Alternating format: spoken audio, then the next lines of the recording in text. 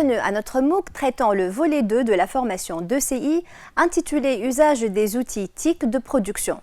Cette première séquence entre dans le cadre de la thématique « Traitement de texte » et qui inclut un enchaînement de 3 vidéos.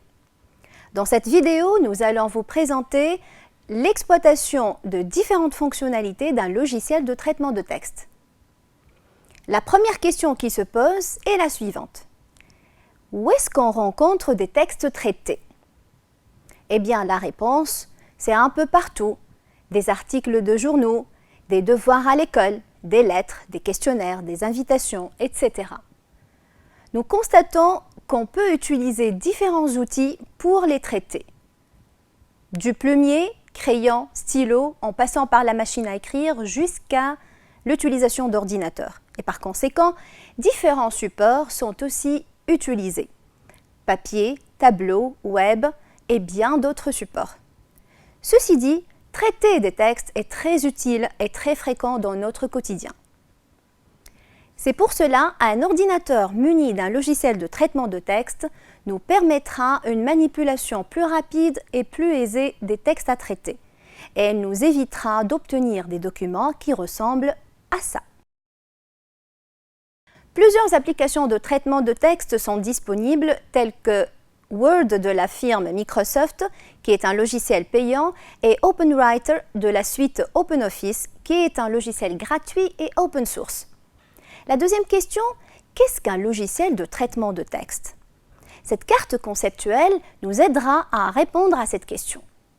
Un logiciel de traitement de texte est une application qui permet de créer des documents où tout document peut être à tout moment repris, corrigé et modifié.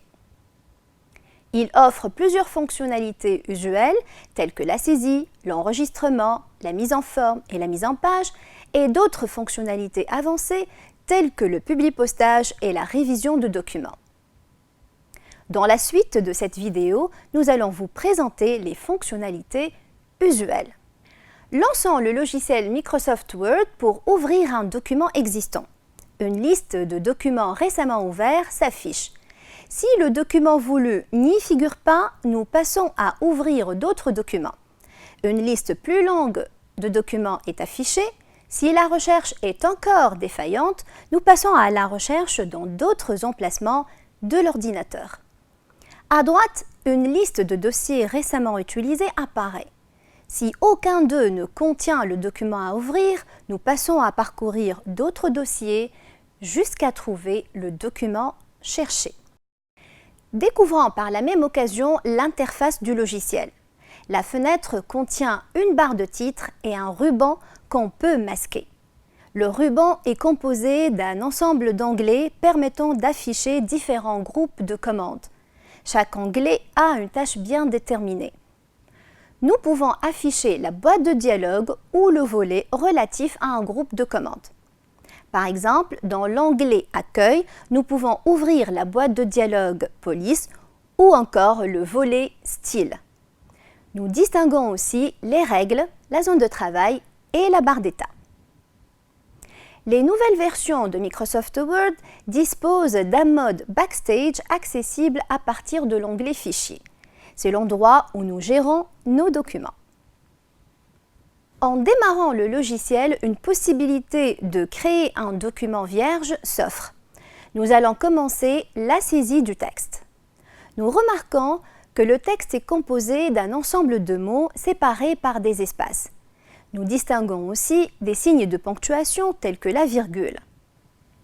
Puis, nous remarquons le retour automatique à la ligne dès que nous arrivons au niveau de la limite de la marge droite du document. C'est le principe de la saisie au kilomètre. Revenons au symbole de ponctuation. Nous vous présentons brièvement quelques règles typographiques usuelles à prendre en considération lors de la saisie. Remarquons que la ponctuation simple, telle que la virgule et le point, sont collées aux mots qui les précèdent et sont suivis par un espace.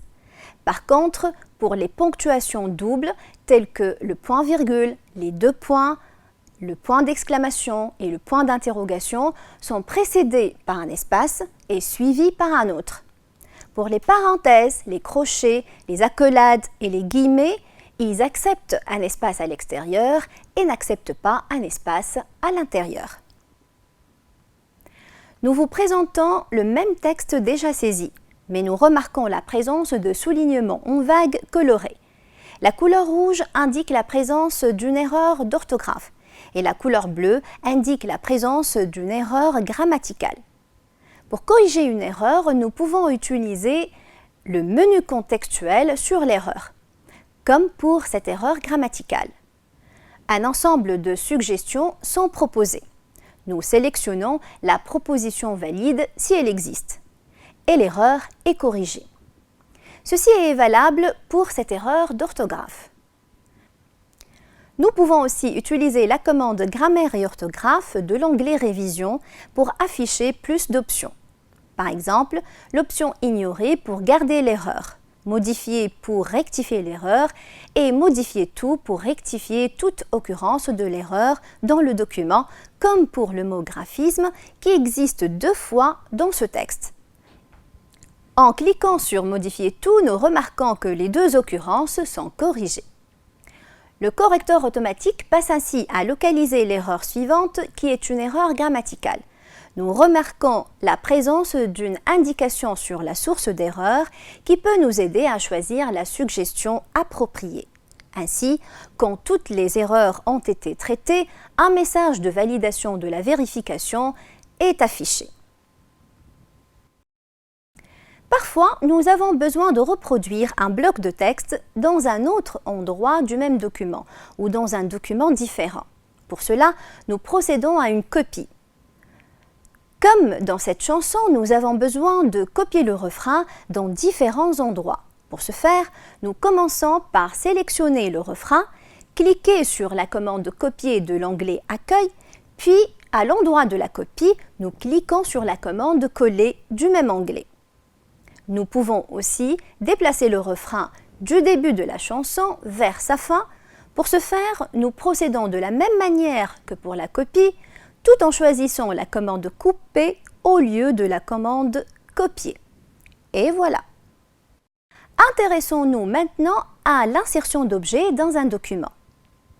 Dans l'onglet Insertion, nous distinguons plusieurs objets pouvant être insérés, tels que des tableaux, des images, des en-têtes, des pieds de page, des équations mathématiques, des symboles, etc. Voici un document contenant plusieurs objets insérés. Nous distinguons une forme automatique, un en-tête, un tableau, une image, un commentaire et un texte word art. Nous pouvons aussi insérer une page de garde, un saut de page et des liens hypertextes. Chaque objet inséré peut être modifié soit à partir de son menu contextuel, soit à partir des onglets spécifiques à l'objet en question. Une fois tous les éléments nécessaires sont placés dans un document, il est temps de penser à la mise en forme dans le rôle et d'apporter des modifications de présentation afin d'améliorer la lisibilité du document. Nous distinguons les mises en forme de caractères, telles que la police, la taille, la couleur du caractère, et les mises en forme de paragraphes, telles que les alignements, les espacements et les retraits. La mise en forme de caractères permet d'appliquer un ensemble d'attributs sur les caractères d'un document. Les commandes spécifiques pour ce faire se trouvent dans le groupe de commandes Police de l'onglet Accueil. Nous pouvons aussi cliquer sur ce bouton pour afficher la boîte de dialogue Police qui contient beaucoup plus d'attributs. La mise en forme de paragraphes permet d'appliquer un ensemble d'options sur les paragraphes d'un document. Nous pouvons aussi cliquer sur ce bouton pour afficher la boîte de dialogue paragraphe qui contient beaucoup plus d'options. Préparons maintenant le document à l'impression ou à la publication, et ce en procédant à la mise en page. Plus particulièrement, nous allons s'intéresser à l'orientation du papier et aux marges. Toutes les commandes de mise en page sont disponibles à partir de l'onglet « Mise en page ». Les plus usuelles apparaissent dans le groupe de commandes « Mise en page ». Nous pouvons aussi utiliser la boîte de dialogue « Mise en page » pour visualiser plus d'options. L'orientation du papier est généralement portrait, sauf dans quelques cas où il est plus adéquat de choisir une orientation où le papier est disposé dans le sens de la largeur. C'est l'orientation paysage. Par exemple, lors de l'utilisation d'un tableau avec un nombre important de colonnes ou d'une illustration dont la largeur dépasse celle du papier. Généralement, nous élaborons un document pour pouvoir l'imprimer sur papier.